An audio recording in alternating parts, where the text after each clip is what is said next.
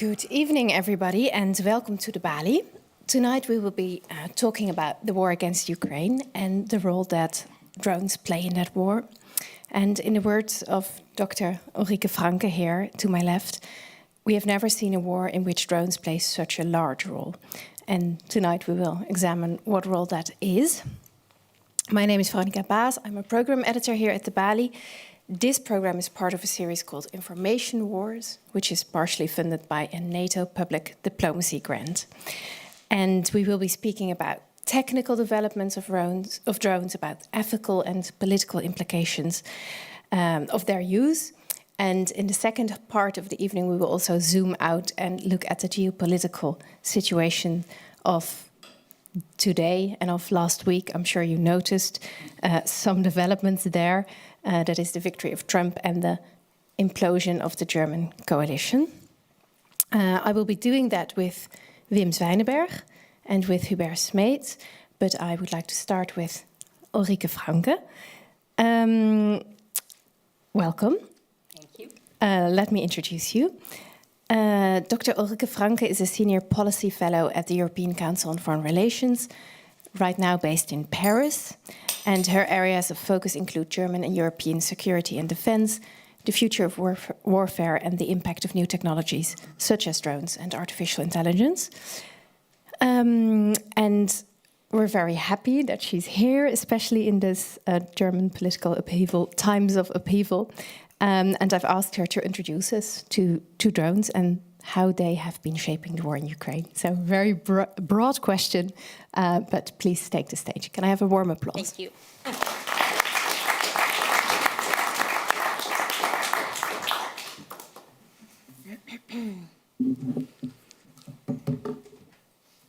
All right.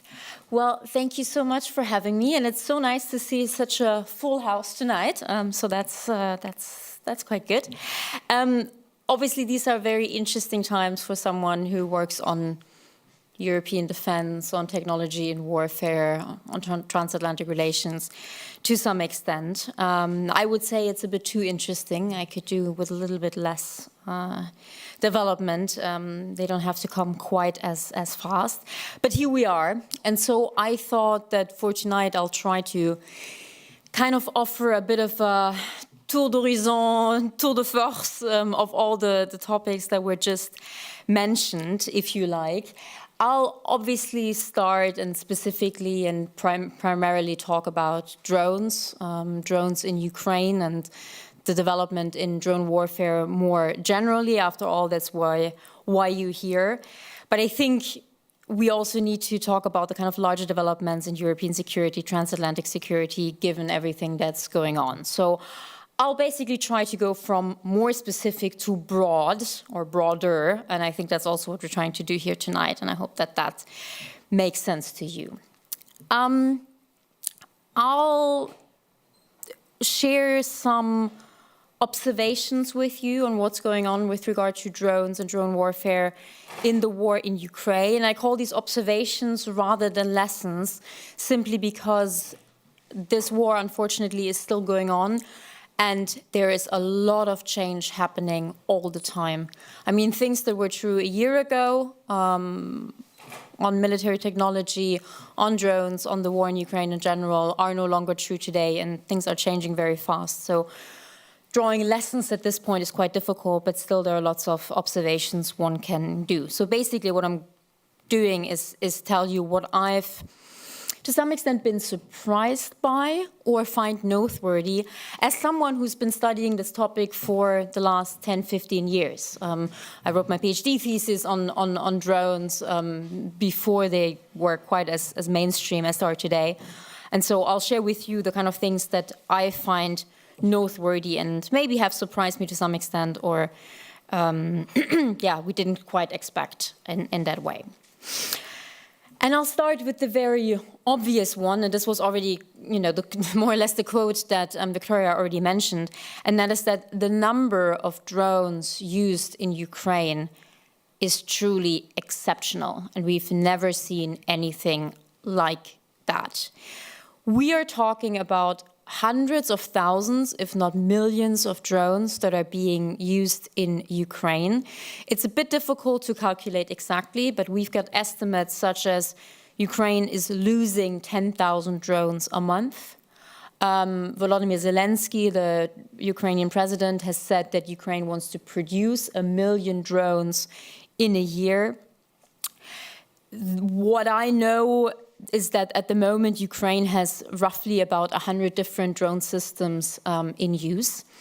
And, you know, as a layperson, one could say, okay, well, that sounds like a lot, but what does it really mean? What does it compare to? Well, the German Bundeswehr at this point has 8 different drone systems. And there are 2 drone systems of which the German Bundeswehr has more than 100 units. And this isn't one of those cases where you say, oh, the German Bundeswehr can't do anything. This is exactly the same in France and the UK, in the Netherlands. So we are talking about a situation where we as Europeans thought, okay, a few hundred, a few dozen systems, things like that. And in Ukraine, we're talking about hundreds of thousands, if not millions. These systems are used for a huge range of different roles. So, of course, intelligence, surveillance, gathering, so, you know, basically the eye in the sky is still among the most important roles that the drones are playing, as is attack. Not all drones are armed, but a lot of drones in Ukraine are armed and they're being used for attacking. But they're also being used to spot targets for other ways of attacking. They're used to transport things. We see a lot of innovation here. You may have seen the drones that are pouring scalding hot liquid over tree lines and stuff and ignite those. So we have a lot of different ways that drones are being used. One thing I would like to mention here is that the reason why there are so many drones being used, it's not just because they're good at what they do and they're useful. One of the reasons why we see that many drones in Ukraine is also because that is what is available. And many other things are not available. So if you attack a tank, yes, you can do that with a drone.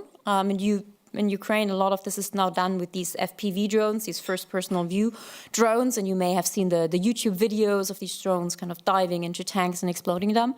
But the thing is, quite honestly, if you want to attack a tank, you would rather want an anti-tank missile.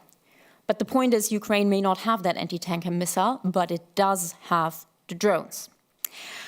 Why does it have the drones? Well, primarily because a lot of the drones that we're seeing being used in Ukraine, and that is still the case, although it's going down a little bit, is that these drones are initially civilian in nature.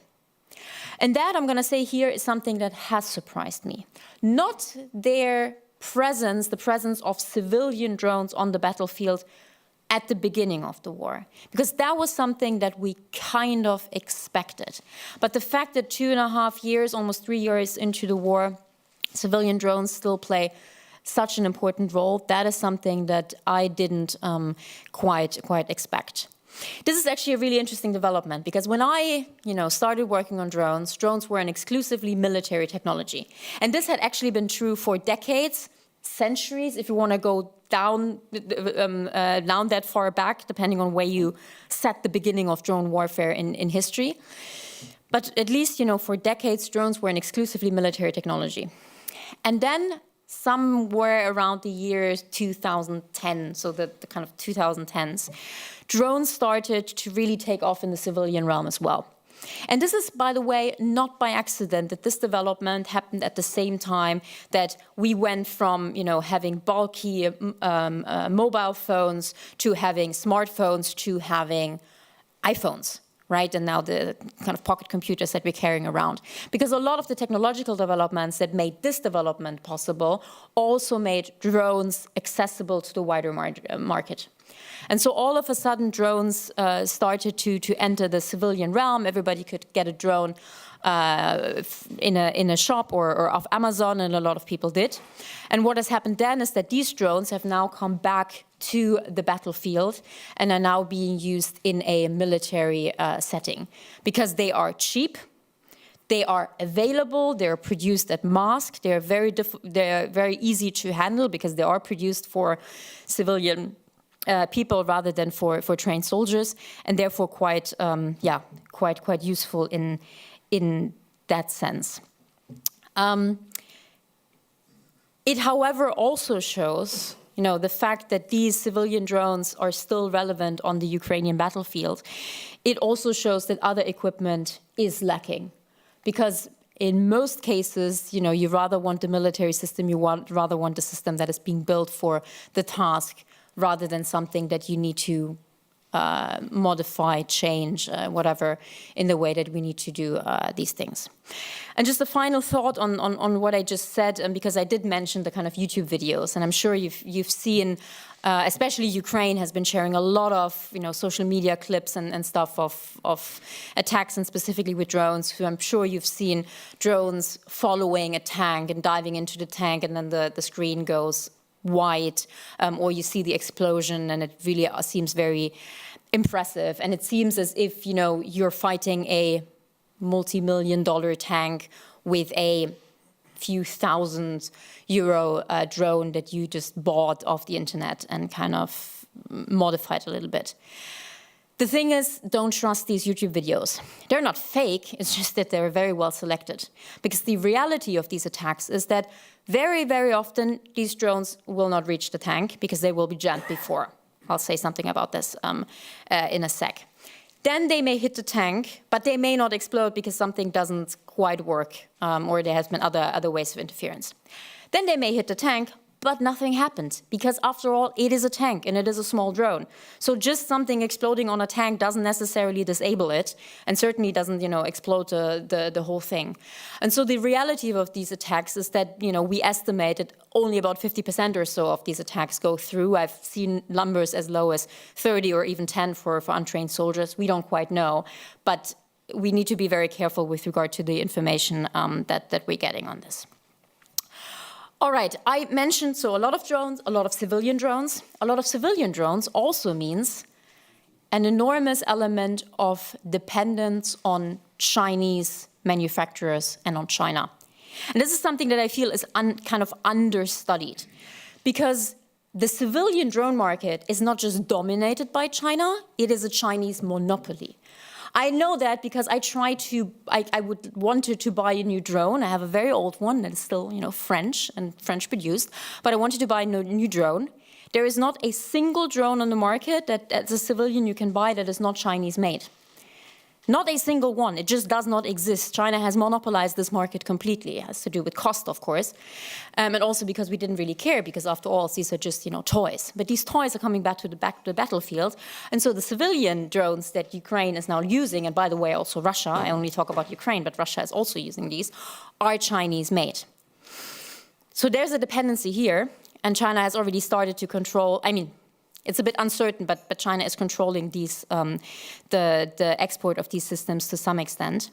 But it even goes further, that there is a big dependency on Chinese parts for drones that Ukraine builds itself, because Ukraine has also built up a actually really impressive drone industry. But these are also a lot of Chinese parts that Ukraine uses. And there have been kind of rumors about sabotage and a lot of these parts not being as good as they should be. And yeah, again, rumors on whether this may be by design. Another observation I wanted to share is on the counter-drone systems. What we're currently seeing in Ukraine is a real cat-and-mouse game between drones and counter-drone systems. And any advantages are temporary. So from time to time, a new system comes up in the media. I remember there was this kind of crazy week where I got a lot of calls about this new Australian drone that was made out of cardboard and it could evade Russian countermeasures, and everybody was, really excited. Is that now the new thing that is going to change everything? And I said it wasn't, and of course it wasn't. That wasn't kind of a big insight from my part. It is because we see a cat and mouse game between drones and counter-drone systems. Something new comes onto the market that is specifically designed to evade maybe the counter-drone systems, and then the counter-drone systems adapt, and something else needs to come onto the market, and so on and so forth. And this is the reason why there may be some systems that you've heard of and that have somehow disappeared. So maybe you remember at the beginning of the war, everybody was talking about the Turkish Bayraktar TB2 drone, and we don't talk about this anymore. mainly because Russia has found ways to counter that one, and it just doesn't really make sense for Ukraine to use that so much anymore. Just so that I've said it, there are different ways of countering drones. Basically different ways of shooting them out of the sky, from the shotgun to bigger systems. The Germans in particular have developed those and delivered those to Ukraine. Electronic warfare is a big one. You're jamming and spoofing. You basically make sure that links between drones and operators no longer work, and so the drone doesn't know where to go and can't move anymore. There are also other ways of intercepting drones: nets, eagles, birds. That's not something that's been used in Ukraine, but has been used elsewhere. So there's a full range, and this is a huge growth market, in the same way that drones are a huge growth market, as you can imagine.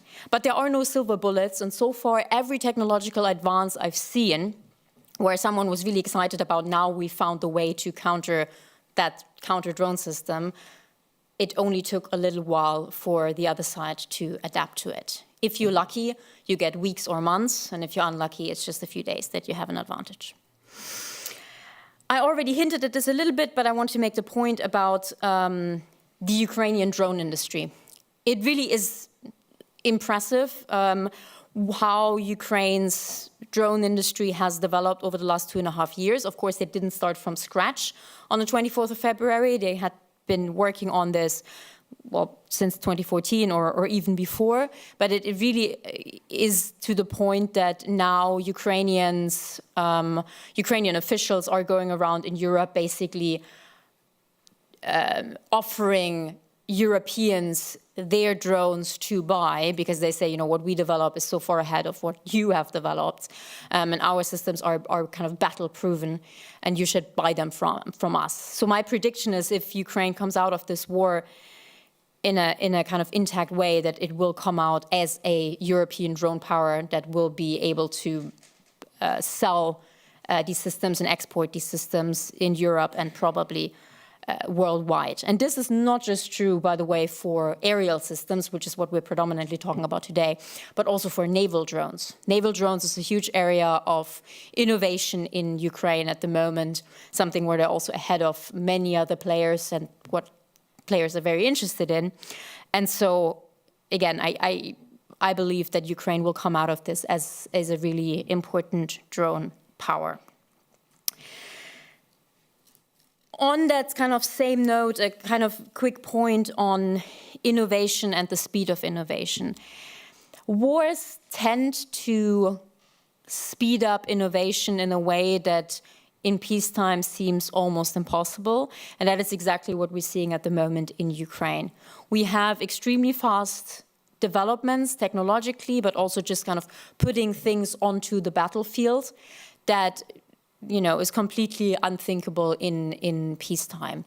The Ukrainian government has been very good at talking to and working with private companies and international private companies, and there is a very active back and forth between the Ukrainian Ministry of Defense, the armed forces, and the companies that can basically test their systems on the battlefield. And as cynical as it may sound, but Ukraine is very much advertising their war as a test field for European and Western technological innovation, because they basically tell the companies, here's where you can test your systems, see whether they work, get feedback, make them better, and then they're kind of combat proven. And this may sound cynical, but of course is a way for Ukraine to get the technological advances and technological support and get these systems onto the battleground. And we've seen this go very fast. So things are being sent onto the battlefield, used, sent back with feedback, basically saying this works, this doesn't work. This doesn't work in a GPS-denied environment. This doesn't work with these counter-drone systems. Can we change it? And they get updated, and that happens. Another important point, and I'm sure we'll talk about this in the larger discussion, is that artificial intelligence and autonomy are increasingly playing a role. This is already something that was happening before. Now, AI and autonomy is not a topic that is restricted to drones, but because drones are already unmanned, so there's no human operator in the cockpit, it kind of was an obvious choice for even further autonomy. And this is definitely something that we're seeing in Ukraine. You've got artificial intelligence for data analysis, so data being collected, gathered, different types of data being put together and analyzed with the help of artificial intelligence.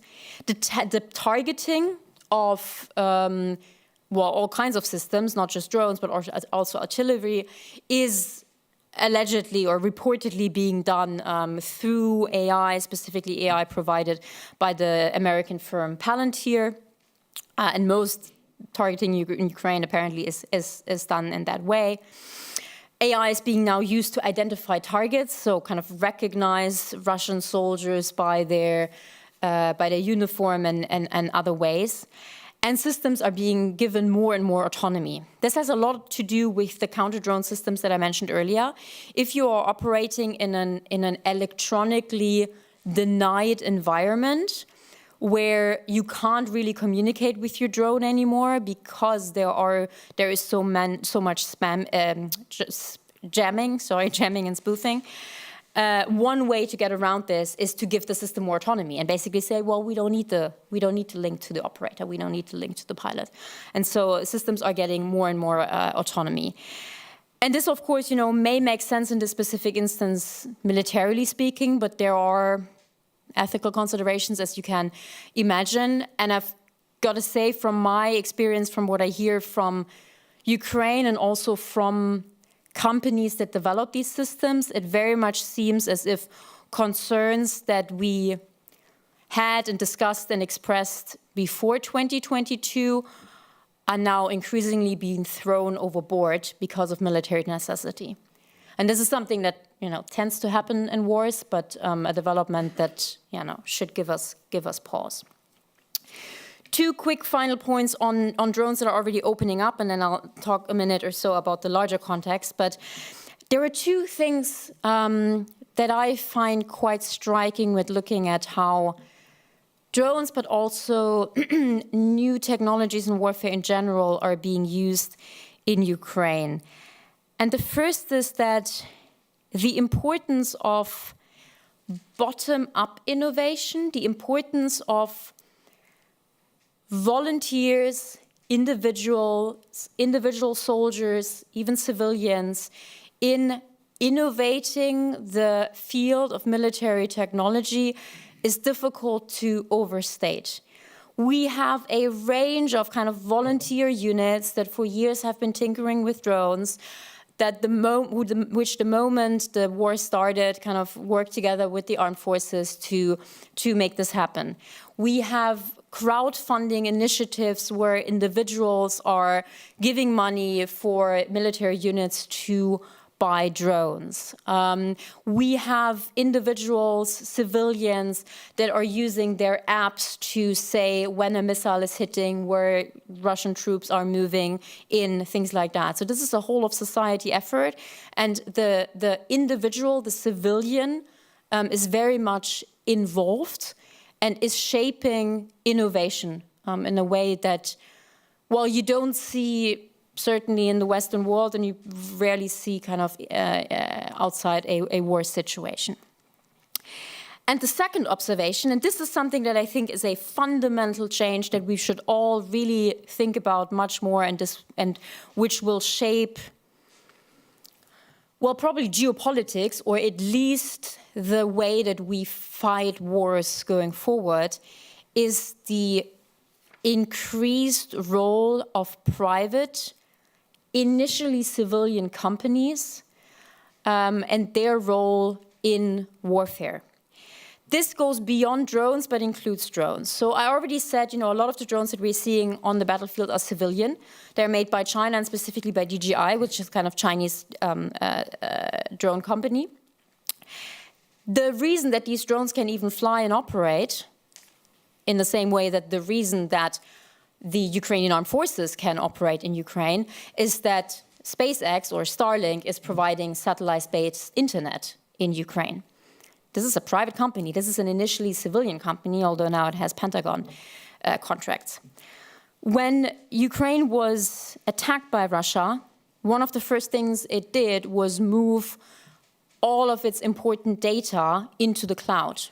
Why could it do that? Well, because Amazon stepped in, provided the actual physical means. So we're talking, big suitcases in which you can transport a lot of data, snowball devices they're called, kind of traveled around the country and collected the data and then put it up in the cloud, and indeed provided the cloud. This is an Amazon cloud.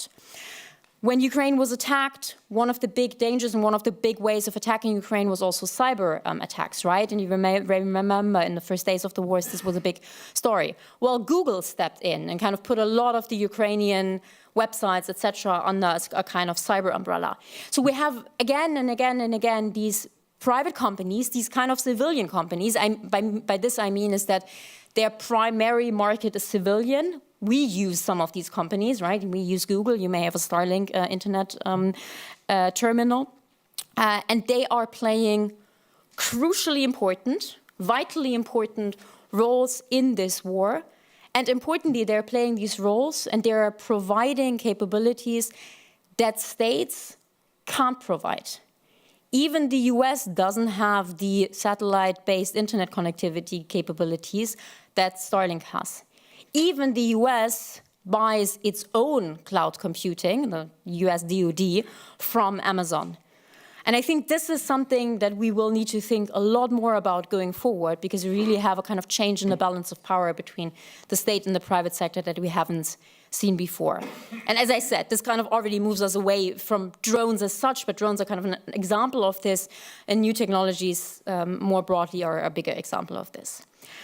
I'm running over time, so let me close with kind of, opening up a bit further and talking about the war in Ukraine and the kind of European reaction to this more broadly.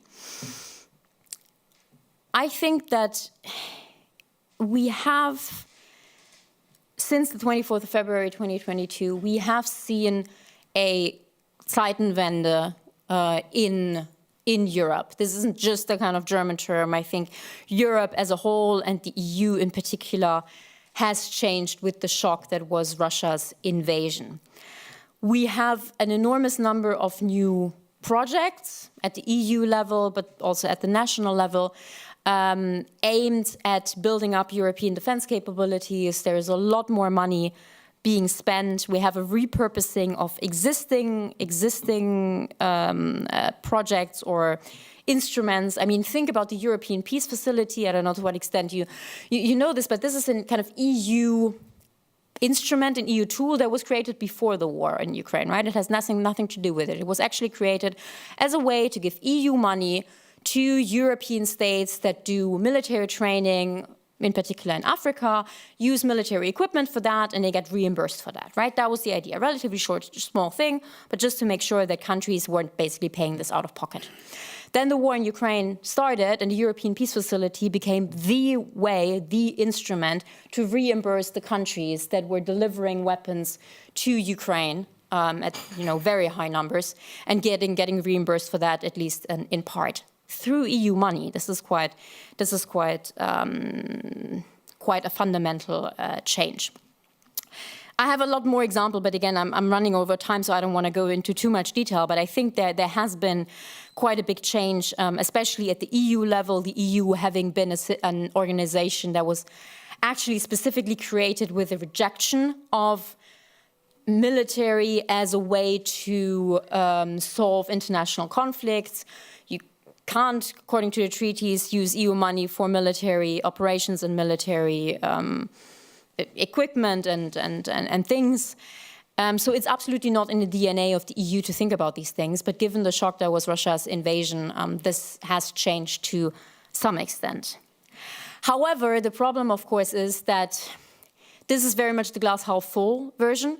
This is what I just told you is the comparison between where we were and where we are now, and the change is really striking. And you could say, wow, there really has been a wake-up call, and we're doing so much, and this is, while not exactly positive because it is a reaction to a terrible development, at least it clearly is an active reaction by the EU. The problem is that both at the EU level and also at the national level, with a few exceptions, the answers to the shock that is the war in Ukraine, but also more broadly, the international changes, be it what's happening in the US, be it the overall geopolitical changes of this kind of new axis of upheaval, new players coming along, etc., has not been sufficient. We have not done enough, and we are absolutely not prepared for what is coming to us.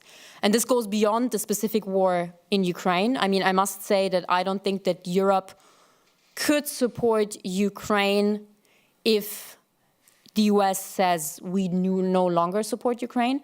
If Trump makes a deal with Putin, whatever that looks like, I don't think that Europe is able to reject that deal. And I really mean able. It may already not be willing, or it may not be united enough to do so, but that's just political will. That can change from one day to another. But I genuinely don't think that we have the means, specifically speaking, the military means to support Ukraine without the US, given where we are in terms of our arsenals, given where we are in terms of our military industrial capabilities. And that I find incredibly scary, because it's not just tragic for Ukraine, it also means that we are not able to defend against a larger attack by Russia, say against the NATO country or an EU country. And so I'll leave you with this thought that maybe opens up to our discussion on the US and Trump. I don't think that we in Europe have quite understood how dependent we are from a security and defense viewpoint from the United States. And because I know this is something that is now being repeated quite a lot, so people say, yeah, they protect us, etc. But on the ground, on the day-to-day, the situation and the kind of numbers are staggering. NATO without the US can barely do anything. A lot of the strategic enablers, as we call them, things like military transport, getting people and equipment from A to B, intelligence and surveillance, intelligence capabilities more broadly, air-to-air refueling, that's being done by the US. If the US really decides to no longer do that, NATO countries may not be able to even get troops to where they need to go. And I think that is incredibly scary and can't be a situation that is acceptable. I don't think it's acceptable in its own right, and it certainly isn't acceptable in the kind of situation that we're in. So yeah, we have to do more, not just because of Russia's invasion of Ukraine, not just because of the election of Donald Trump, but because of the general change in geopolitics in general. And what we have been doing, even though, again, I mentioned things that are quite impressive and are quite a big change to where we were 4 years ago, that may not be enough. And that's the very kind of unfortunate thought I will leave you with. And I went way too long, so I'll stop here. Thank you so much.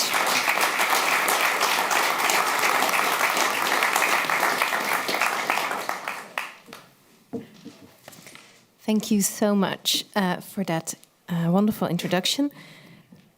Just for my own curiosity, you mentioned that drones were around for a few hundred years. It's a whole debate. Just very short. It's a whole debate, yeah. I mean, I tend to say that the modern drone, the drone that we kind of know today, came about around the turn of the millennium. Again, because of technological changes, the smartphone, all of that. So that's when we got the Predator and all of this. But we had drones in the Kosovo War, in the Vietnam War, and indeed, you can go back to World War II, the V2, things like that. And people go back to like Chinese fire lanterns hundreds of years ago, or the siege of Venice and things like that. So yeah, but I'd say we're talking decades. Okay, thank you. I'm also joined here by Wim Zwijnenburg. He is from the Dutch peace organization PAX, and there he is the humanitarian disarmament project leader. And his work focuses on emerging military technologies. And he used to coordinate the European Forum on Armed Drones, a network of civil society organizations working to address concerns of use and proliferation of military drones. Thank you very much for joining us as well. Ulrike just started with saying that the continued use of civilian drones is one of the things that surprised her most of the war in Ukraine. Do you also have something that surprised you about the development of drones in Ukraine? First of all, thanks for having us here. It's a good question. I think indeed the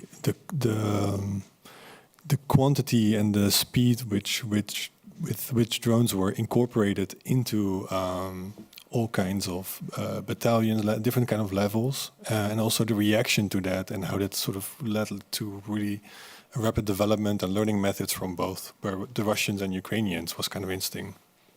And I think that's has shaped also the definitely shaped warfare. I think also one of the examples that we can mention, I think, even though you're skeptical about the use of drones against tanks, but without them we wouldn't have seen way less attacks on tanks, but also the supply lines of tanks, etc. So they did, even though like they're cheap, they did made a lot of difference, even though it's a lot of propaganda, but it's still in terms of quantities being destroyed, but it then made definitely a difference for. And if you talk with Ukrainian soldiers, and have people, colleagues and friends who often travel to the front lines, and if you talk with other journalists, it's such an essential component of every fighting force on the ground, but also, as Ulrike mentioned, at sea. That will reverberate. These kind of reverberating effects will also echo into future drone developments in Western armed forces. Yeah, because before we go into the manufacturing and the technological advances, can you tell us a little bit more about that in the ways in which along the battle lines having drones in your arsenal shapes the war? Well, information is key in warfare. So knowing where your enemy is, where they're going to, how many they are, has particularly in Ukraine has been where drones played a significant role. And even after the war started already, of course, in 2014. And in the period between 2014 and 2022, you already saw this innovation coming up among Ukrainian troops developing that, because they didn't have access to weapons from the West. In particular, they had no air force or limited air force. They had an air force, but they couldn't operate. So on the front lines, information was key to see where things are. So having those kind of drones really provide definitely an advantage for many of those troops, and they saw the innovation happening there as well. So people were flying drones, and it was above that drone there was another drone. So in case somebody was shooting at the drone below, then the drone above could see where the shooting was coming from, and they could use that to target those people who were shooting at the drone. So those kind of things were already playing in that period. And having those kind of, as Rika mentioned, the eyes in the sky there, you're enabled to react faster to what's happening, and you can anticipate, or you can prevent, or you can also scout and starting attacking. And also something we haven't mentioned, and those are, you see the use of other types of airplanes turned into drones. So Ukraine has been very good at using these long-range drones to evade Russian radars and attack oil facilities, or factories, ammunition depots, deep inside Russia, ships, and they have been very effective in that, and using really old planes or smaller kind of planes to use that. So I think that is also a warning sign, because Russia, of course, it has a very long border, so you can't protect it everywhere. But Ukraine has been sending thousands and thousands of those drones into Russia. Most of them get intercepted, but they also, that's the whole point. Some were intercepted, but they've been very effective at that. Yeah, this weekend the air traffic around Moscow was disabled, right? Yeah. Yeah. Can I add, just because you mentioned something that I think is really important, and that is speed. This war has been sped up quite a bit because of the use of drones.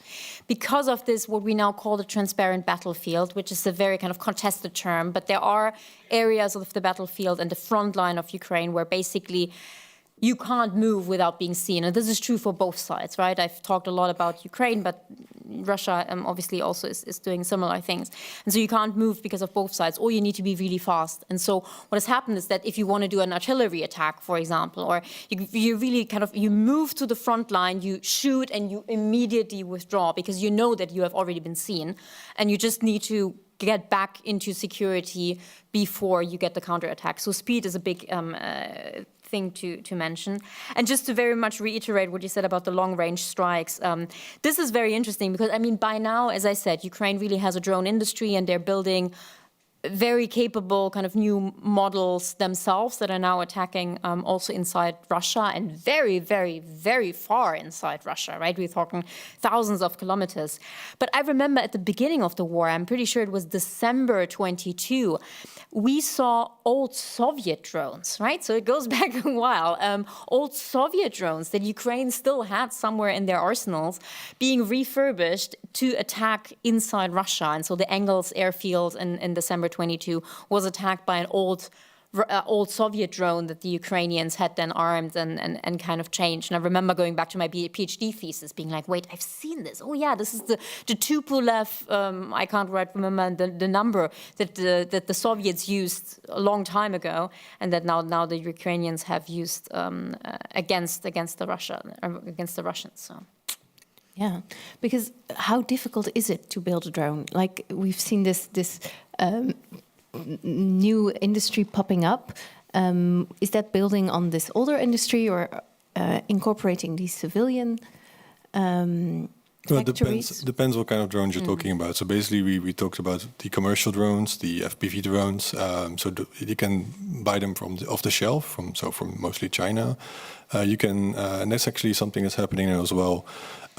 Where people assemble them themselves. So, for example, in the Netherlands, you have Ukrainian veterans or people who have trauma from the war and helping out, and they're assembling these drones and sending them back to Ukraine. But if it comes to military drones, that's still different kind of grade of technology that you cannot buy on the market. That's a kind of different kind of drones which are more difficult to, like the armed versions. The US have sent like more sophisticated, smaller types of drones, and it's particularly the equipment, so the cameras, the laser guidance systems that make them more sophisticated, which is military grade, which makes them more effective, but also anti-jamming signals on board of these kind of drones. So the platforms, that's different. Like building the platforms is relatively easy. You can do the production materials, but it's about the payload that eventually makes a difference. So what's guiding it? What kind of weapons underneath it? What kind of other technologies are underneath it? And one thing also I want to come back to, because like it sounds like we're sort of to some extent in awe of all these developments, but I also want to underscore like the trauma that comes with drone use, because we also seen again the drone being used as a terror weapon. Russia has been terrorizing Ukraine with drone strikes on cities. Soldiers on the front lines and also civilians civilians in cities in Ukraine are terrorized and living in fear of these continuous drone strikes. Soldiers on the front lines as well, because not only you have to protect yourself what's in front of you, which often people could see and could react to, but now you have to be aware of what's on top of you. And we've seen all these videos as well where individual soldiers are being chased with armed explosive drones on both sides, and that's a different element that also is haunting people figuratively and literally, which came out of drones being used as a terror weapon already by the US, and also to some extent, in particular in the counterterrorism operations they were conducting in the Middle East, where a continuous presence of drones, not knowing who is going to fire what, that fear is present. I think that's also something we shouldn't underestimate in looking at how drones are reshaping warfare, also how drones are reshaping lives of civilians in or behind battlefields. So I think that's also an element we should be aware of when talking about on analyzing the impacts of these new technologies in warfare, but also on civilians in war. Yeah, because of course there is international law, there is laws that regulate warfare. Are they up to date with drones, or is there a mismatch between those? It depends how you use drones. So drones as a weapon per se is just a regular kind of weapon, but because of these unique features that were described, they're cheap, they're able to fly over long distances, they can stay in the air for sometimes up to 36 hours. And they're also being used outside of conflicts, and that's what I mentioned earlier, these counterterrorism strikes which the US was conducting in Pakistan, Yemen, Somalia.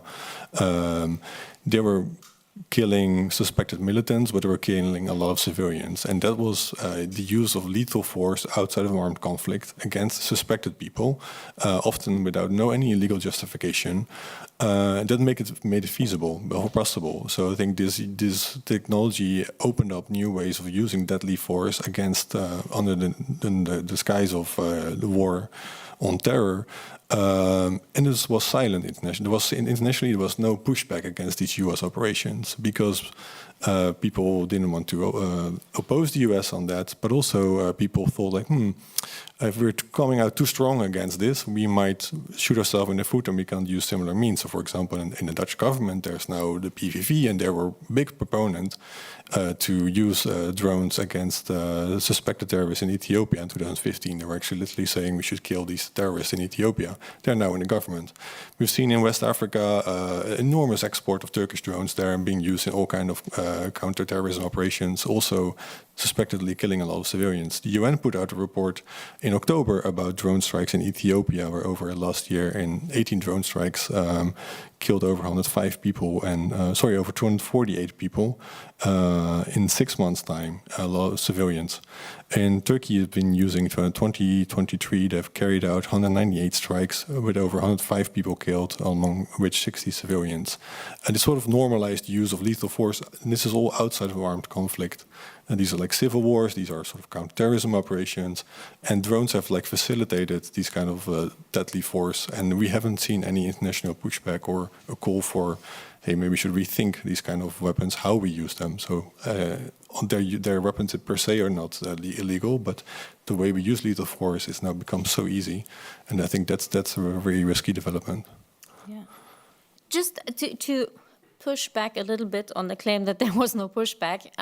So this is what we're talking about here is the kind of 2009 period where the US used drones, the Reaper, the Predator, these are the systems that were quite well known, to kill by remote control, right? Especially, as we mentioned, outside of official battlefields, so in Pakistan, in Yemen, and Somalia. And this is something that at this point only the US could do, and even still doing that at that distance, kind of via satellite links and all of that, that's still something that primarily the US, probably China, the UK can do through the US system, but not something that everybody can do.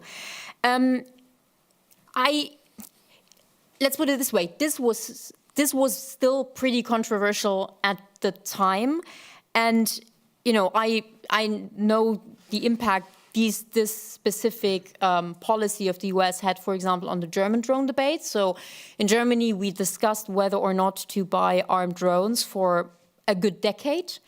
And the main reason why it initially didn't happen and really only happened with the war of Russia against Ukraine was that armed drones were so linked in the head of the people to these probably illegal killing via remote control that the US did, that that Germans did not want to buy armed drones because of that, even though one is a system and one is a policy. Like no one forces you to use your armed drones in the way that the US did or that anybody else does. I mean, Russia is terrorizing the Ukrainian population with armed drones, but that's not inherent to the drone. So I think there was an impact there. There also was a UN Special Rapporteur report working on this. I know this because I played a very small role in that at the time.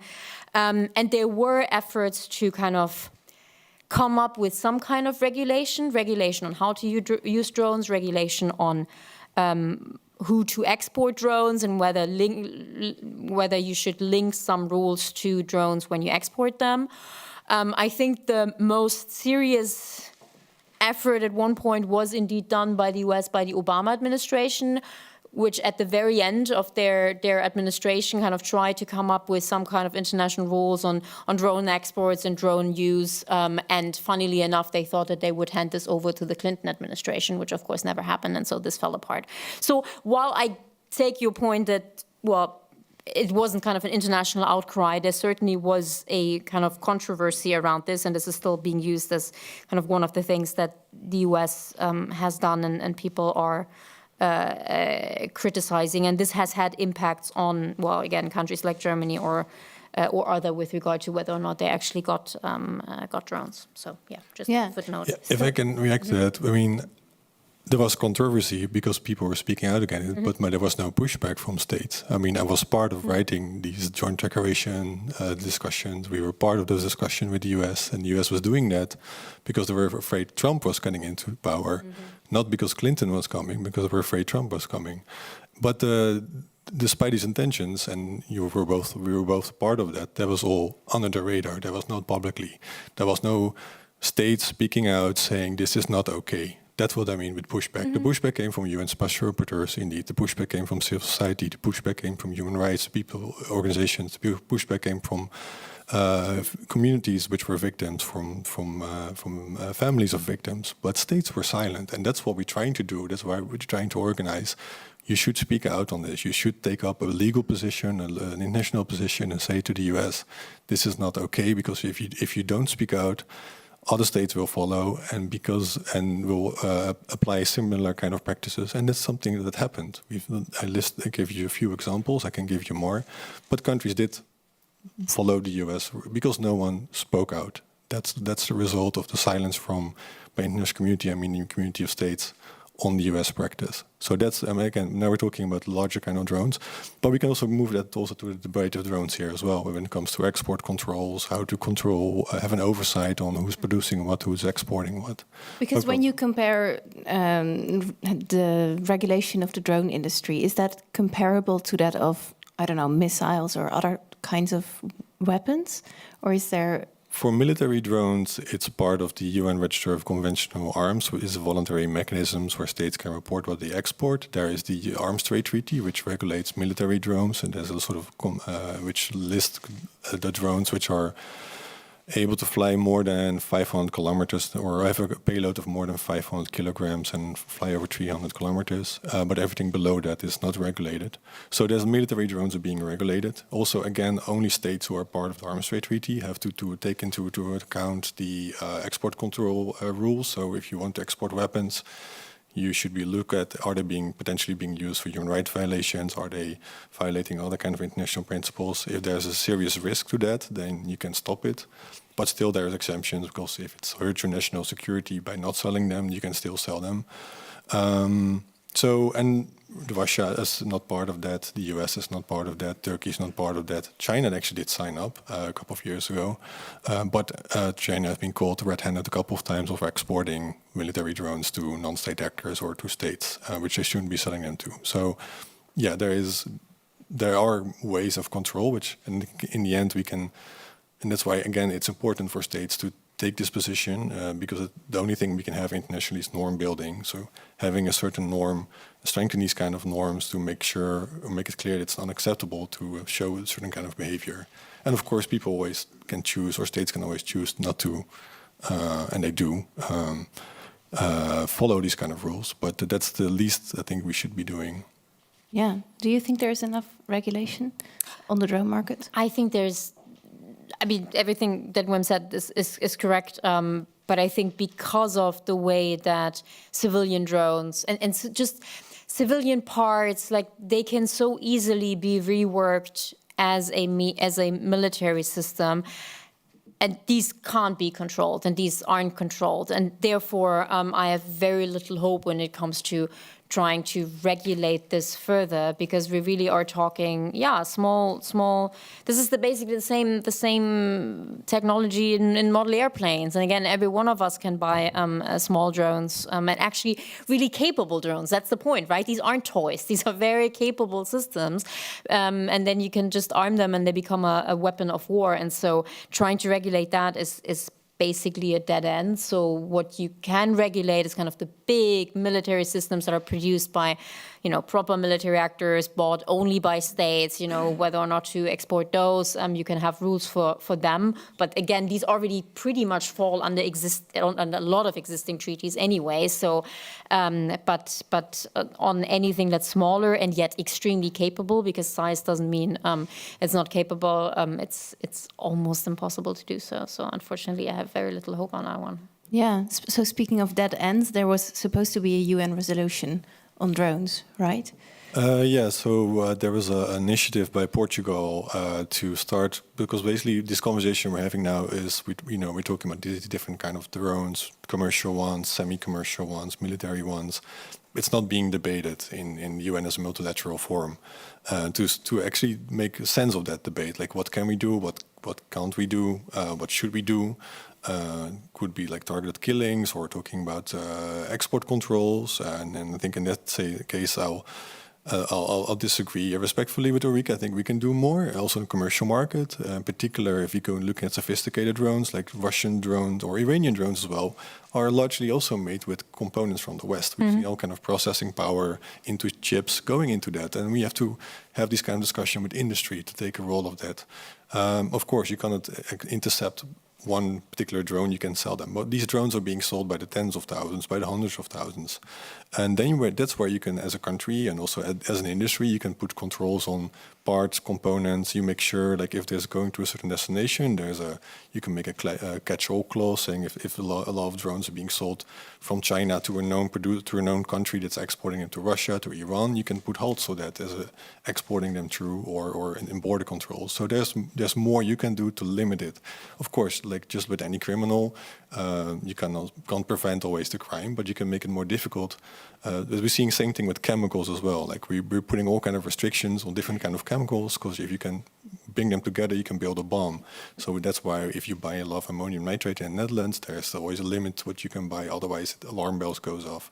Same thing you can do with all these kind of particular components which are crucial for development of commercial or even military drones to prevent them in the wrong hand.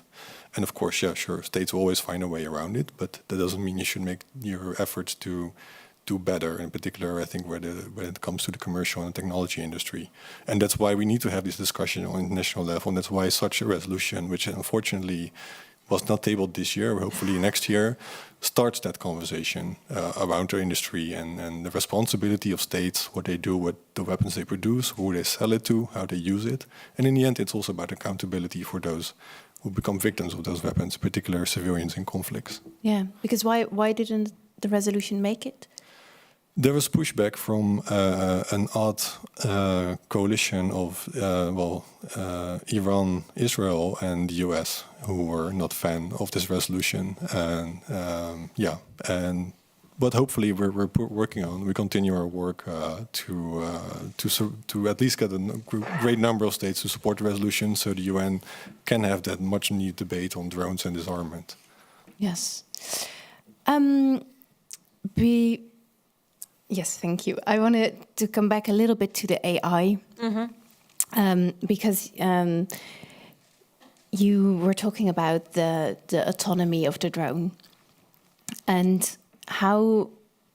Yeah, can you tell a little bit more about the situation when is this policy and when is it just something that is necessary at the battlefield?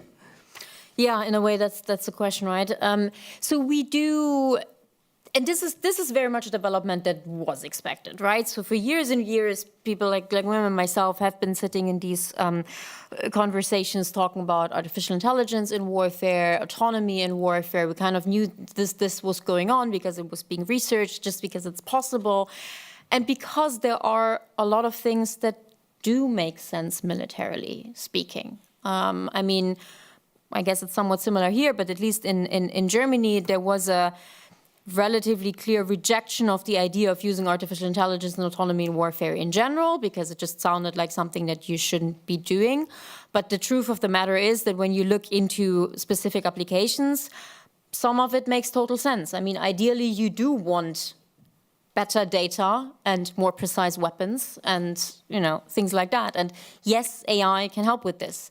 And yes, autonomy can help you to be faster in defending against attacks, for example, because, sometimes human beings aren't fast enough to defend against attacks. And so autonomy, AI-enabled autonomy can help you do that. So this is a nuanced debate, and nuanced debates are always really difficult. So what we're seeing in Ukraine is that, we are seeing artificial intelligence a little bit like in the civilian world, a bit all over the place, like it's being used in different ways and forms, and it is kind of difficult to pinpoint where exactly the big or the biggest advantages. It's not as if there's one system. It's not as if they've developed like, oh, this one AI-enabled capability that's changing everything. That's not true. It's just kind of fueling everything a little bit. And so I mentioned a lot of example on that, but there are many, many more. Autonomy is one way. And by the way, you don't necessarily need artificial intelligence for autonomy, but if you want to give a system more autonomy, i.e. the ability to do more things by itself, you want it to be as clever as possible, and that's why you talk about AI. So there is an important link, but it's not the same thing. But yeah, autonomy, definitely in Ukraine, we've seen just a military logic push this. This is what I mentioned earlier about, okay, if you can't operate your remotely piloted drone in a environment that is being jammed, GPS denied, etc., you give this drone just more autonomy so that you don't need to link to the drone, and therefore this drone can do more things by itself, such as, well, attack targets. And attack targets may be attack human beings. And then we're suddenly talking about what we call fully autonomous weapon systems, i.e., well, computers, robots, however you want to call it, that make decisions over the life and death of human beings. And that's something a lot of people have warned against for good reasons, not just ethical, but also ethical. But I think that's where we are headed. And as I said, you know, it's difficult to kind of judge from the outside, but I was really quite struck. I mean, I hear from friends and colleagues that recently came back from Ukraine that, you know, they've seen autonomy at a level that we probably wouldn't have been okay with a few years ago. But also in my conversations with the arms industry, I was really struck by how concerns that the community had, say, 3 years ago, the industry now said, you know what, I don't think we should limit our own abilities unnecessarily. The only thing that we should limit is our enemy's ability to acquire these technologies, and we should kind of use all technological advances that we have here in order to beat an enemy. And I think this is a perfect example of how, well, the reality of war changes certain primarily moral and ethical considerations that you may have in peacetime, and that's quite scary. What do you think? Quite scary? There's a lot of PR pitches when it comes to autonomy and drones, and you shouldn't believe everything that you hear. It's really still difficult to if you look at the footage that's needed to make a target decision, you need to have like quite clear footage for a system to recognize what kind of vehicle they have, etc. So there was like this promotion of a Ukrainian drone which was able to use facial recognition. Well, if you see the quality of the footage coming out of Ukraine, I doubt they can do facial recognition unless you're 10 centimeters in front of the people that you need to target. Worst case, we do bad autonomy, right? Because that's another thing that then could happen. You may not quite be able to do it yet, and yet you kind of put it in there, and then you do bad autonomy on the basis of bad facial recognition, which is even worse in a way. And then the question if it's facial recognition, but it's just recognition. And that's so. There's, I think, we will see a lot of the developments. Mostly, at least with AI, it's improving efficiency, supply lines. That's where you see also the shift of drones at the moment. Most of the drones are now being used in supply lines, behind the front lines because of the electronic warfare. I think also that's where AI is really helpful in that sense, in improving that. And the other thing is, to some extent, how the information being collected by drones is going into the processing system that helps people behind the front lines in information collection and target selection, because you have all these tens of thousands of drones that are up in the air, collecting information, sending it back, and then that's being processed and being used in the target cycle. I think that's where the advantage is at the moment, also where AI plays an advantage, bringing in data from cell phones, bringing data from computers, and that's in processing that to make a target selection. Similar thing we've seen on a really gruesome level, the way Israelis are doing now in Gaza by bombing everyone who's even slightly associated with Hamas. And that's why we see such a high civilian casualty count. And that's kind of operations we're seeing. That's where AI plays a big role. But in target selection, I'm a bit more skeptical. I think it's mostly done from like a military-grade perspective weapons, where it's being used in better sensors. But but also we're looking at an unknown future. It's who knows what kind of things will be incorporated or where innovation is heading in a direction that we haven't anticipated, because there are also sort of known unknowns when it comes to AI application. So yeah, creativity might surprise us to some extent, but yeah, there's always a lot of exaggeration as well. So it's always good to fact check things a little bit. Yes, thank you. Then I would like to invite Hubert Smeets to join us, because there is so much of the war that is won on the battlefield, but there's also the larger geopolitical context that might be even more important to how the developments, in which direction the developments in Ukraine are going. So I'm very happy that Hubert Smeets is joining us. He's a journalist and a writer specialized in politics and Eastern Europe, and he's one of the founders of RAM, a knowledge and platform analysis platform focusing on Ukraine, Belarus, and Russia. And he's also a columnist for NRC Handelsblad. Thank you for being here. Yeah, so Ulrike already mentioned Starlink, and Trump won last week, and he was in conversation with Zelensky, and I think Elon Musk was also there for a little bit.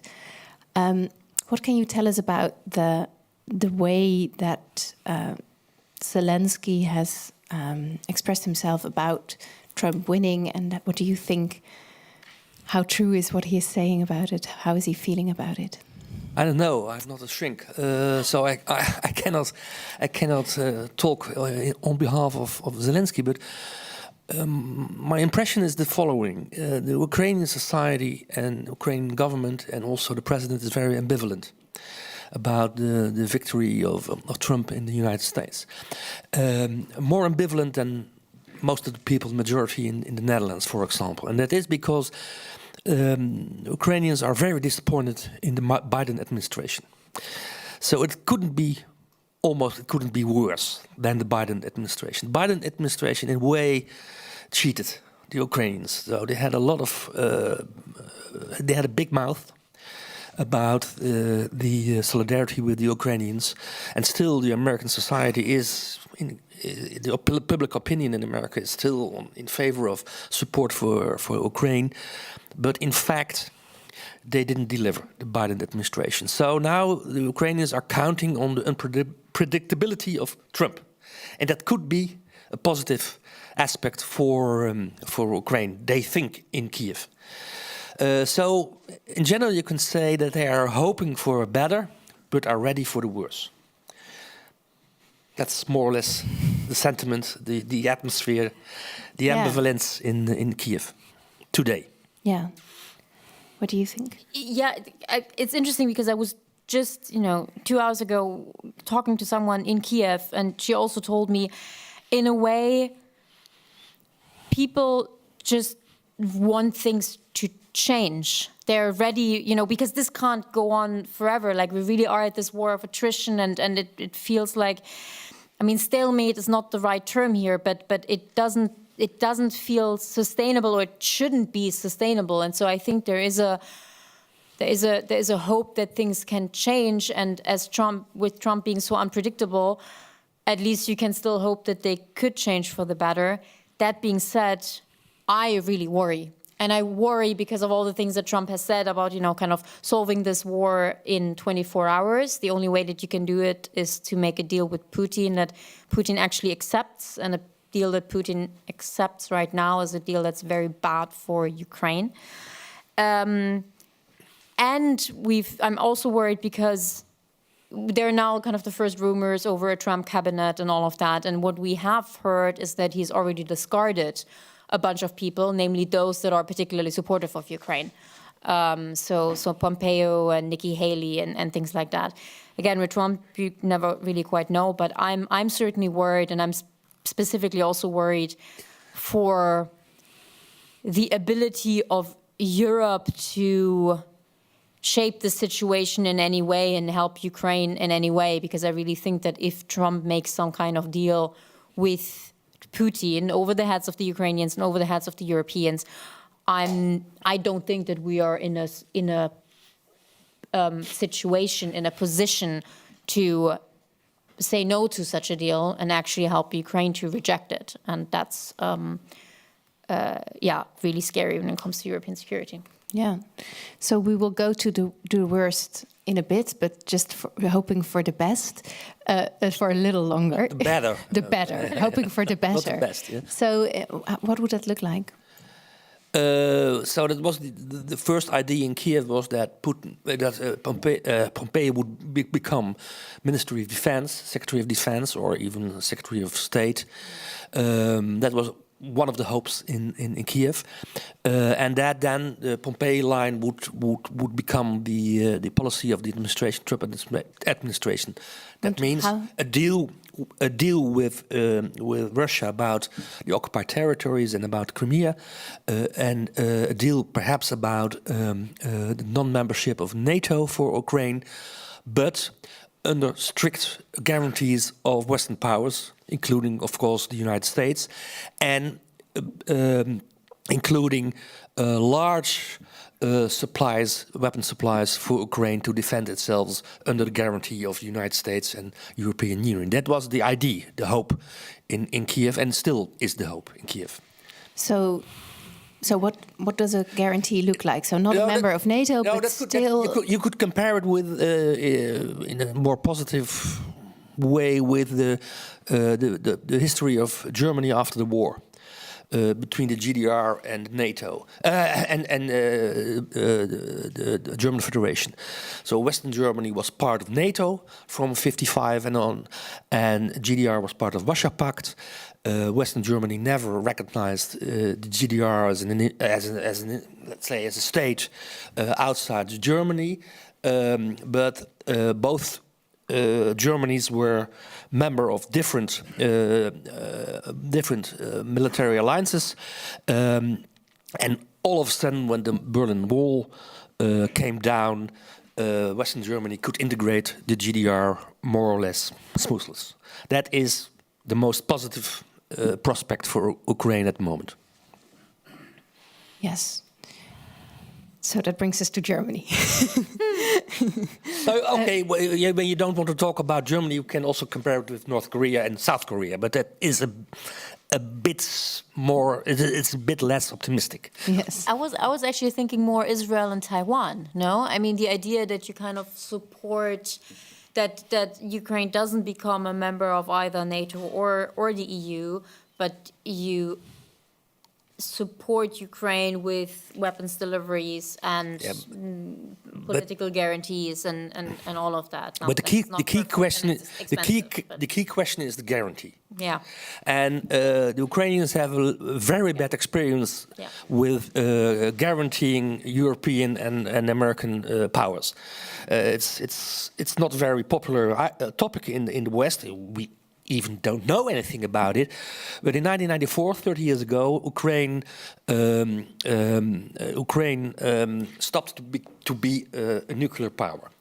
After the dissolvement of the dismantling of the Soviet Union, Ukraine was, technically spoken, the third nuclear power in the world after Russia and the United States, before France, Great Britain and China.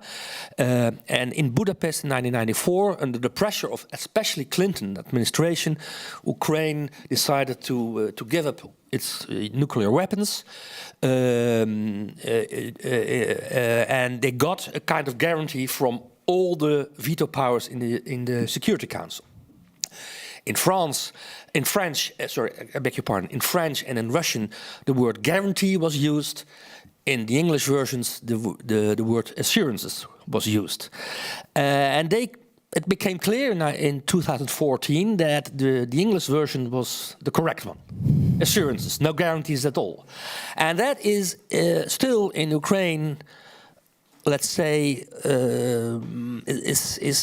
is a bad experience, and it's a topic every day about the way the West cheated Ukraine and didn't deliver on its promises in the Budapest Memorandum of 1994.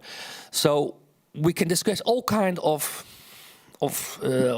modalities in the future Ukraine, but this experience will make and will decide the Ukrainian behavior after a deal between Putin and Trump. And I dare to guarantee that even with a deal that the Ukrainian government has to accept, the Ukrainian people will continue their resistance.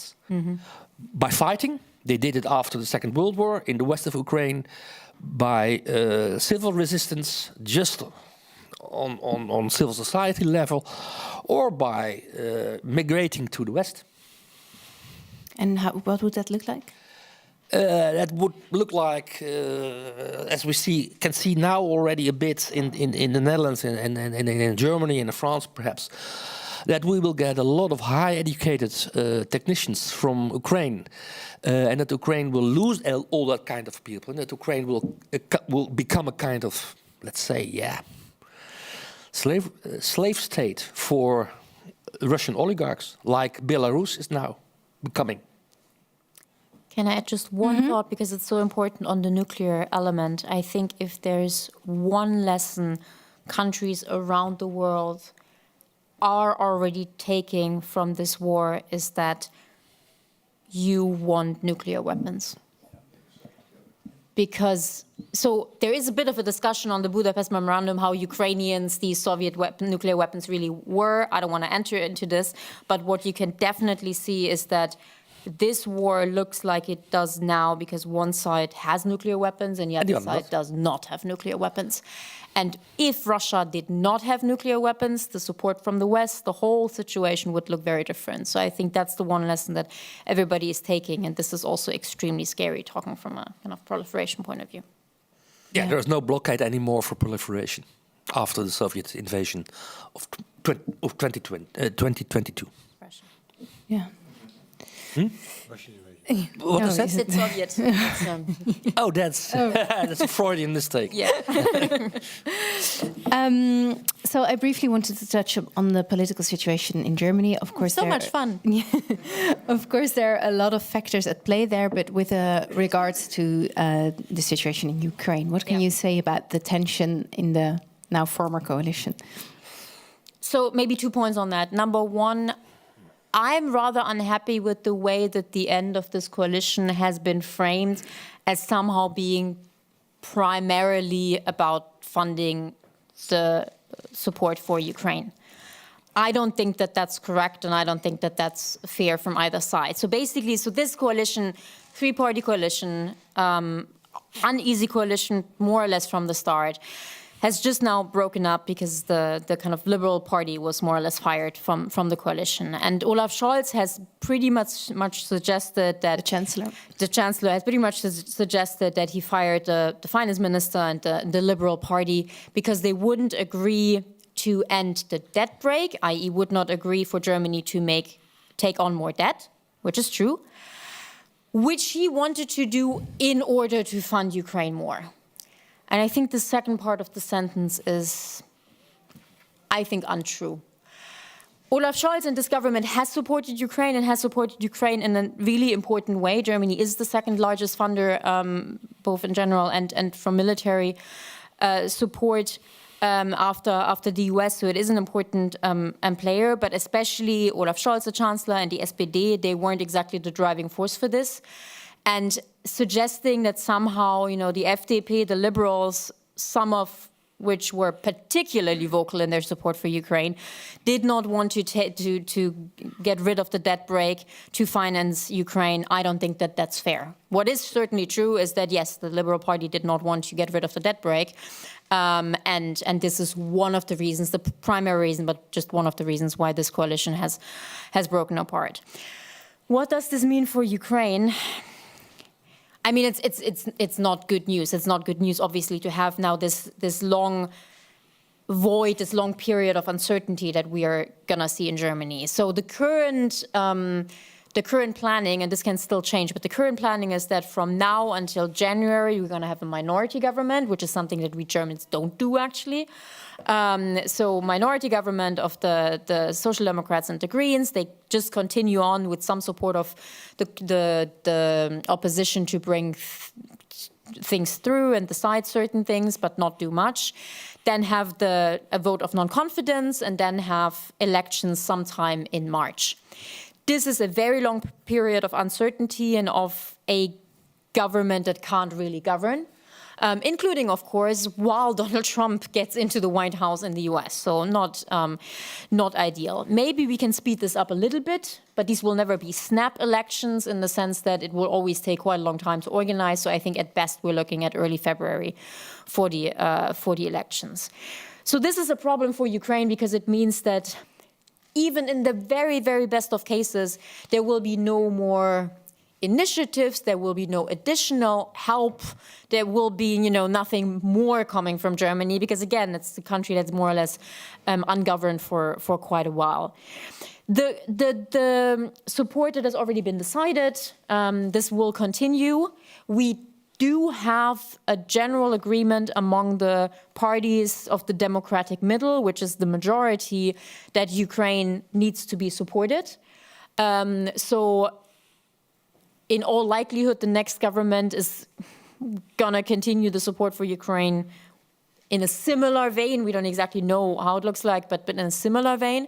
But we also are seeing more extreme voices on the right and I guess the left, although it's a bit difficult to say with this party. So almost a third of the votes are now for parties that are quite fundamentally opposed to a lot of kind of foreign policy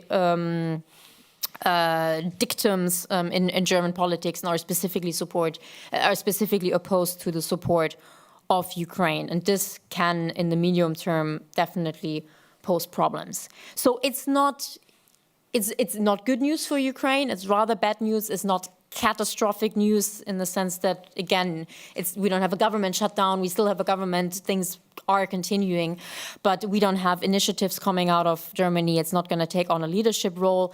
And at the same time, of course, if it was just Germany, that's already not great because, Germany is kind of important in the EU and in Europe. But of course, in France, we have a president that doesn't have a majority in his own government and his own parliament either. So Macron is pretty weakened. In the US, we've got Trump. In other European countries, we've got other kind of spoilers. So the whole, if you look at the full picture, it doesn't look good for Ukraine. How do you look at Europe being able to step up its game? No, it's not able to step up its game, because there's also another current inside Europe, and that is, let's call it, back to normalcy. Yeah. In Germany especially, but and in the Netherlands especially, we are not ready to make a political and ideological turn to a new era. So we're still living in the old era. In the Netherlands, we are living in the era of Pieter Lacour and Grootjes, 4 centuries ago already, and that is the paradigm of Pieter Lacour in the Netherlands. I beg your pardon for this little historical journey. That is that when you make trade, you don't make war. Mm-hmm. And this paradigm is in the Netherlands still active. It is not by accident that all the transnationals in the Netherlands are eager to return to Russia for trade. It's not by accident that after the annexation of the Crimea and after the start of the war in the Donbass, the CEO of Royal Dutch Shell was the third international manager who went to the Kremlin to make friends with Putin. The sanctions were started already, but Royal Dutch Shell and Siemens, by the way, too, were just working and trading as ever. And this idea of when you make trade, you don't make war, handel, wandel door handel, I beg your pardon, yeah, is still, let's say, the basics are still the basics of Dutch, German, French, and I think also Scandinavian politics, but especially of Germany and the Netherlands. And I think that when there will be a deal closed by Putin and Trump, this undercurrent, this old basic idea of foreign policy in the Netherlands and Germany will immediately come to the forefront again. And then we are back in 2022, January, when we are sleeping, we are not ready for the war, although in the Netherlands we were the first NATO and EU member state that was engaged in the war by the downing of the MH17. But still, we are importing natural gas from Russia. Rotterdam was still the biggest spot market for Russian oil, etc., etc. And I'm afraid that back to normalcy will be immediately the modus operandi of also the Dutch government, where already the right wing is in power. It's also back to normalcy. It's not just the Wandel durch Handel narrative, which, let's be honest, has been discredited quite a bit. It doesn't mean that it's not still there, but I think it has been discredited by quite a bit. But I think our societies have become so used to roughly 30 years in which geopolitics and geopolitical competition and military competition was just not a topic that we have convinced ourselves that, well, history has really ended, right? Francis Fukuyama, end of history, that somehow military confrontation, geopolitical competition via military means is a thing of the past. And we are living now in an enlightened era where, sure, there will still be disputes, but they will be solved through international law.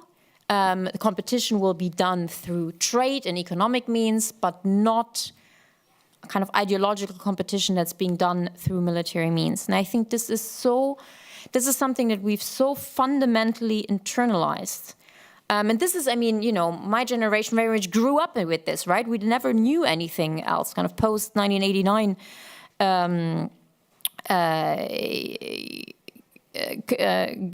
generation, that it is very hard to really do the Zeitenwende in the head where you recognize that the world has fundamentally changed and that what we consider as normal, basically a situation where we don't have to think about geopolitics, where we don't have to think about military means, where we don't have to spend that much on the military and can, you know, build our social states, that this is over. And this is really hard also to accept, because it's a very kind of negative scenario. And this is something that politicians, of course, is very difficult for politicians to explain or sell, because it's also not a positive vision, right? It's basically warning, like, things can't go back to the normalcy that we knew. But I think that's exactly what is needed, this realization that the world has changed. And again, it's not just Russia. Russia plays a big role here, but it's also the US, and not just Trump, by the way, but a general change in the US when it comes to its interest in European security. It is the rise of other actors, China most specifically, but also other actors that are also increasingly coming together and working together in what is now being called the axis of upheaval, so some kind of new axis of evil forming that of countries working together. And realizing this and preparing for this is hard, and it goes against everything we, especially in Europe, believe in and wanted to believe in and have built our world and indeed the EU around. And this is what makes this so difficult, I think. But quite honestly, the worst case scenario that I can think of is unfortunately also a very plausible scenario. And that is that now, okay, Trump comes to power, he makes some kind of deal with Putin. It doesn't even matter how good or bad it is. I mean, it's not going to be good for Ukraine, but so the war, we can't do anything about this anyway, so we more or less accept it. The war ends. I mean, the Ukrainians won't stop fighting, but this will be more guerrilla, frozen conflict, whatever. So somehow peace returns to the European continent, or so you think. Those that have been saying basically since February 25th, we should end this now, are going to say, we told you so. Why the hell did you have to fight for 2.5 years and for nothing? Everybody kind of seemingly goes back to normal. We do not do anything. All the while, Russia continues on the current path, which has built up enormously its capabilities. I mean, Putin just by decree increased the Russian armed forces by 1 Bundeswehr. He literally just said, let's recruit another 180,000 people to, now we're at 1.5. This is one Bundeswehr by one decree that he just kind of created. Okay, we've got 3 years, let's say, of peace and quiet on the European continent, back to normal. Didn't we all know that this was true? And hallelujah. And then Putin goes and attacks a NATO country. Whether it's 2014 Little Green Man or 2022 tanks rolling onto Tallinn, who knows? But that's the scenario. And then we are in a world where the US is already more or less kind of not withdrawn, but kind of withdrawn to some extent from the European continent. We have not built up our capabilities. NATO hence is disunited. The EU certainly. So there will be some fighting back from, say, Poland and the other Baltics, but not from all of NATO and all of the EU.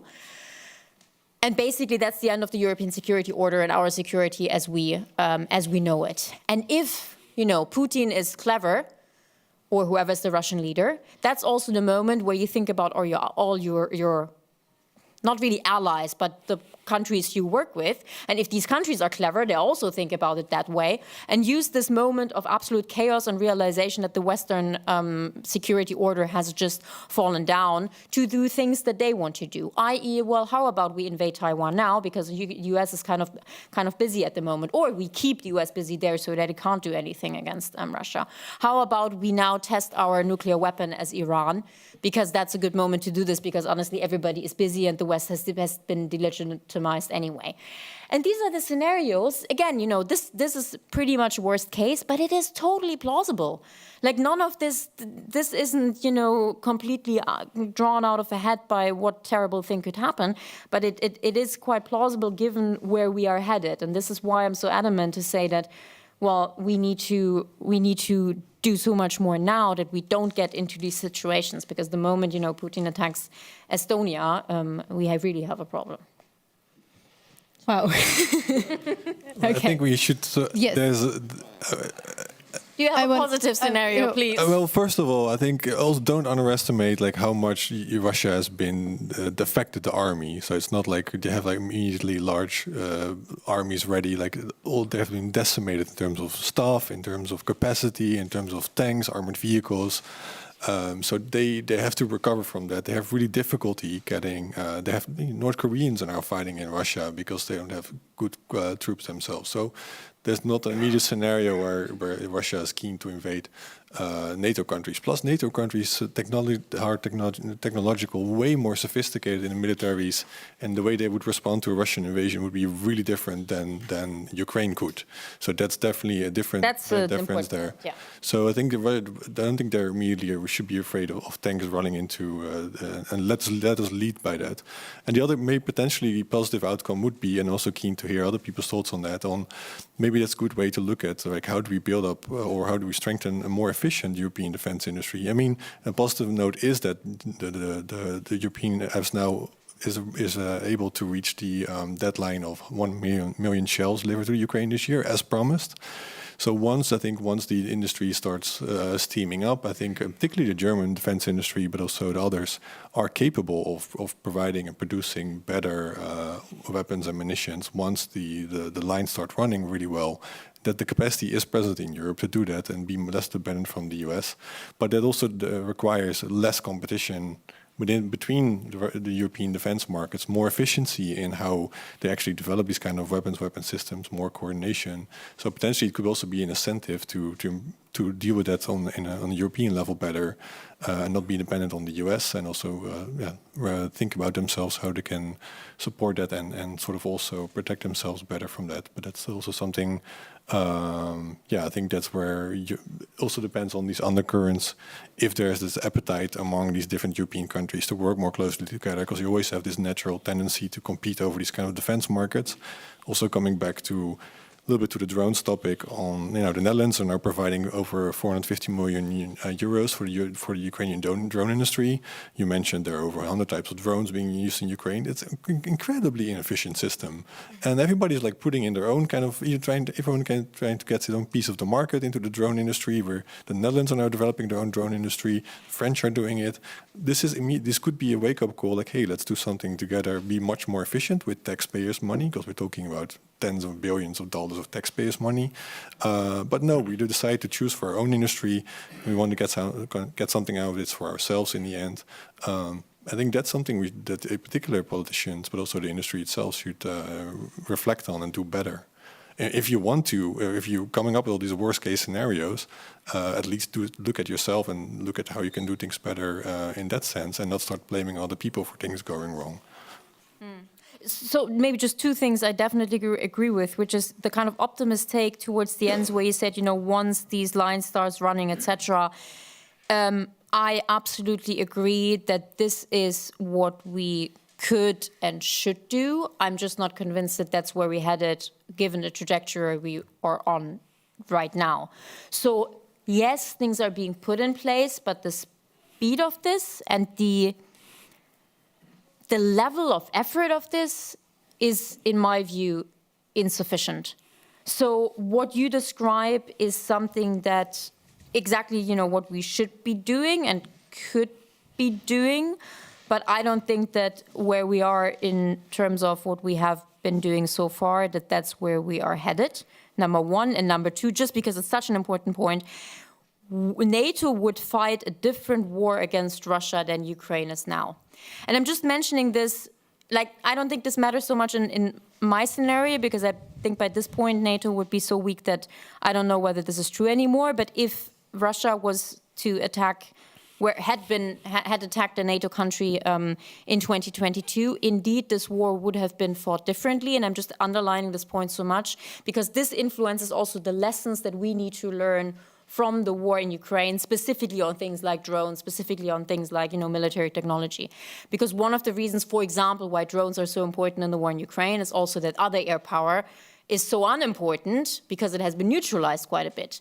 NATO would not fight that way. And so just in terms of some of the lessons, we can't just take, okay, Ukraine has been doing this well and this is how the future of war looks like, and kind of think that a future war would also look like this, because every war is context specific. And so, just wanted to reiterate that. Thank you. I want to ask one last question to Hubert, and then I have time for 3 questions from the audience because we're running a little bit late. NATO has been mentioned. Mark Rutte, is there? Do you have any ideas of the things that he should focus on? Yeah, I have an idea, but it is, I think, a very unrealistic idea, and that is to build a European pillar inside NATO.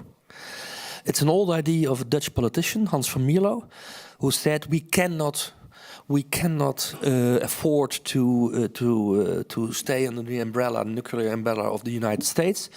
He learned that in '68 when he was talking as a young politician in the Netherlands with Henry Kissinger at Harvard University, May '68, when Kissinger said to Hans van Mierlo, "Do you think that we will risk 100,000 American soldiers to save Europe?" The answer was, of course, the question was rhetorical, so the answer was no. We wouldn't risk that for Europe. And that was the starting point for Hans van Mierlo to think about a European pillar inside NATO. And that is an idea that was always ridiculized by Dutch politicians, British politicians, etc., etc. But still, perhaps now, after 75 years, it could be an interesting idea. And when Mark Rutte, he's an historian, so he knows the story of Hans van Mierlo, and he read the book about Hans van Mierlo. I know personally, by the way, so for sure, he knows about the European pillar idea of Hans van Mierlo. Perhaps he could start that idea to revitalize the idea, but at the same time, he has to lead a campaign inside Europe against Euroscepticism, which is now trending at the continent. So it's a twofold campaign, European pillar, and fighting Euroscepticism inside European Union. I'm ready to tell it to him, but I'm afraid Mark Rutte still will be the Gensec, as all Gensecs of NATO were. So the suitcase bearers of the United States. Okay. That was a very French take on things. But That's what I hear in Paris. Hans van Mierlo was better in French than in English. So. Could be it. Are there questions from the audience?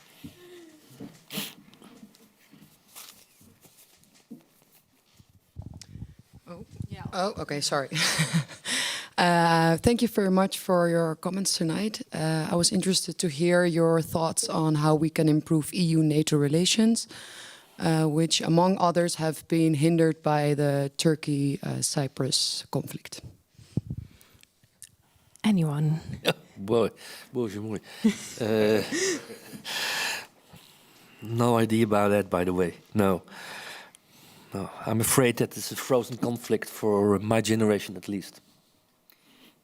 I mean, so nothing on Turkey, Cyprus, because, yeah, I've got nothing on that one. But EU-NATO, I actually just wrote down before you asked the question, because there is a hope, there is a thinking that Mark Rutte, as someone who was a national European Prime Minister and knows the EU very well, is better placed than some of the previous NATO general secretaries to think exactly about this kind of EU-NATO cooperation. And Stoltenberg, for example, was at times surprisingly, I would say, critical of EU efforts to build up its capabilities.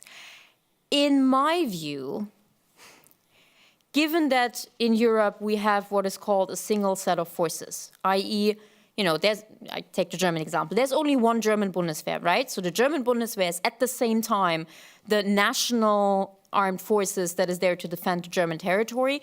At the same time, it is what Germany can give to NATO if there is a war on a NATO in a NATO territory, and it is what Germany can give to any kind of EU operation. What I mean by this is that anything that aims at strengthening the single set of forces that are European armed forces, whether it comes from the EU or NATO or indeed the national level, is good for, well, all three levels.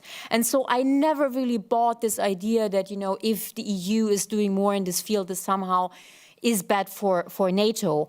Yes, duplication isn't great and maybe inefficient, but honestly, that's not the biggest problem here. So talks about European sovereignty and EU efforts, I think that can help actually strengthening the European pillar of NATO. And I think that Mark Rutte is better placed in understanding this and maybe explaining this also to the Americans than other general secretaries, secretary generals were.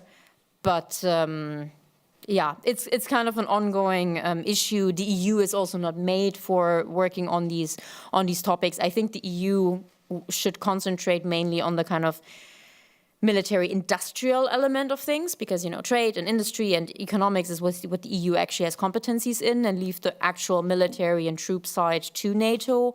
But I really don't worry about duplication and things like that. I think we're kind of fighting the wrong battles here if we pretend that that's the problem.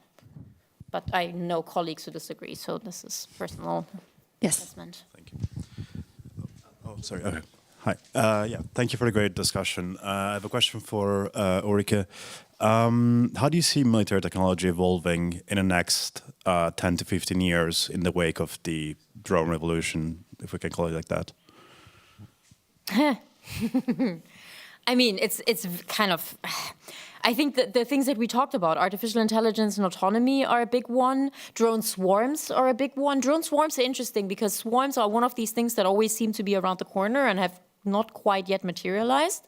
And at one point, I need to ask myself whether I'm wrong on that, because I've been saying drone swarms are coming for a while now. So, but the idea of kind of using AI and autonomy to link a possibly very high number of units, can be drones, can be other things, to operate more or less as one. So it's not just a lot of drones, there would be mass drones, that's what Russia is sending towards Ukraine, but really a drone swarm where they can work together. I think that is something that is extremely interesting militarily speaking, should be possibility technologically speaking, though again, admittedly, this has been proven harder to do than many thought.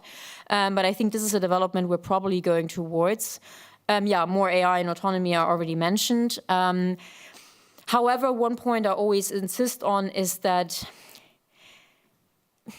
it does happen, but it is somewhat rare that you get new technological developments that really completely replace old systems that you then no longer need. It has happened. I mean, you know, the gunpowder, once you had gunpowder, you don't need bow and arrow anymore. And once you had steam engines, you didn't have sailboats anymore and things like that. But overall, quite often, especially in recent times, new technology in the military realm has come on top of existing things. So I think we will see more war in space, for example, more militarization of space and kind of satellites shooting each other down and things like that. Cyber war is already present, but we'll see more autonomy, remotely piloted vehicles, robots, all of that. But that doesn't mean that we no longer have the tanks, the artillery. I mean, in Ukraine, we literally have trenches and anti-tank dragon teeth. So I don't know about you, but I'm from Aachen, right? So when I go outside my door, I see the Westwall, the dragon teeth that were constructed for World War II. That's now the reality in Ukraine as well. So we're gonna have all these technological developments, but a lot of the old things are gonna remain relevant as well, and will also remain relevant at in different wars, in different geographies, right? So the tank is not dead. I mean, the tank may not play the biggest role in a war between China and the US, but it may still be relevant in some kind of other conflicts. So I would like to very briefly ask Wim to answer this question as well, and then I have one last question here. Yeah, I think Rika mentioned a lot of things. One other element is looking at human improvement. So you see also like building on, it's more from a medical perspective. So you see probably use more, particularly with soldiers using human enhancement techniques on the body, so exoskeletons. So if you look at the discussions taking place there, potentially more different types of drugs being used to expand the survivability of soldiers on the battlefield. So that's something that's now a discussion that's taking place. A bit more about nanotechnologies. There are some developments there as well. But then also keep in mind that most of the wars are not fought with high-tech means, and most of the conflicts at the moment are not conflicts like Ukraine. If we look at the Middle East, if we look at Central Africa, West Africa, those are different kind of wars where technology is less of importance, but those are still the majority of the wars that are being fought today, and that's what continue to be fought today. So yeah, in the West it's mostly looking at the developments just sketched, but keep bearing in mind there will always be a need for traditional weapons, and then production will be there as well. Thank you. So the question about the sea drones and the effect in the Black Sea, because we see like two extremes. Some people saying like what's happening attacking Corvette, and they are changing the whole equation in the Black Sea, and some people say like no, Russia has adapted to them and they are not making any effect anymore. So. Which type of drone? Sorry, the naval. Oh, the naval drones. Yeah, it depends, like if you have a navy or not.